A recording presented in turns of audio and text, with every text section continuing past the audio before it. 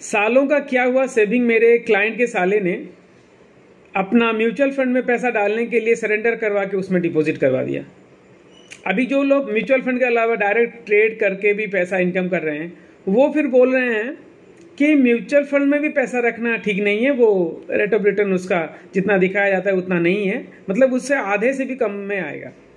तो सच्ची बात क्या है, चलिए जानते हैं। मैं Ranjit Kumar Das, NSE certified financial goal planner, आप लोगों से आज इसी बारे में डिस्कस करेंगे, तो अंत तक बने रहिए। पहले तो हमको जानना पड़ेगा कि सेविंग इन्वेस्टमेंट का पोर्टफोलियो बनाने के लिए हमको क्या चाहिए। The most important thing is that we need a proper mindset, क्योंकि म्यूचुअल फंड इंडस्ट्री का अभी इतने सालों के एक्सपीरियंस में एक सबसे बड़ा इंपॉर्टेंट पॉइंट मैं बताऊंगा। मान लीजिए अगर 1000 लोग म्यूचुअल फंड स्टार्ट करते हैं ना, 1000 लोग अगर म्यूचुअल फंड स्टार्ट करते हैं तो लगभग ओनली 30% 5 साल से ऊपर का टर्म को कंटिन्यू करते हैं। मतलब 70% लोग जो हैं, मतलब 1000 में से 700 लोग म्यूचुअल फंड सरेंडर कर देते हैं या फिर उसको लिक्विड फंड है बोल के उसमें क्विट कर लेते हैं। तो कितने लोगों का ड्रीम फुलफिल हो पाता है? तो important is that A mindset.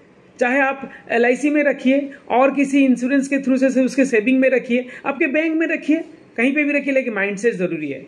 Mindset को बरकरार रखने के लिए you need a proper mindset to continue your funds, और फंड्स रखने के साथ साथ ग्रो होना भी जरूरी है। And for that reason I always focus on diversified financial planning portfolio.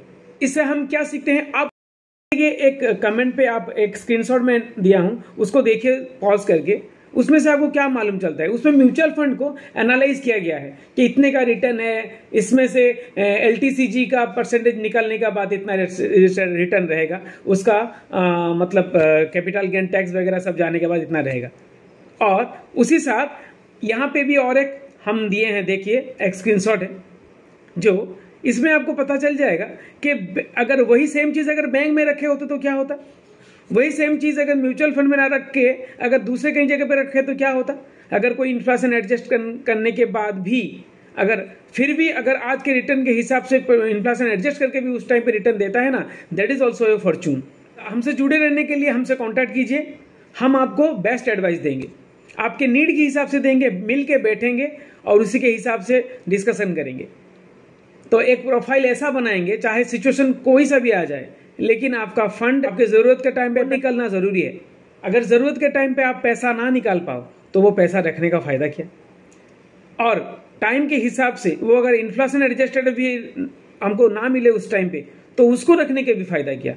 तो सबको मिला के डाइवर्सिफाइड फाइनेंशियल प्लानिंग का पोर्टफोलियो हम बना के आपको देंगे, ठीक है। तो नीचे दिए गए नंबर पे आप कॉन्टैक्ट कीजिए, हम आपको तुरंत मुलाकात करेंगे और आपसे डिस्कस करेंगे। Thank you.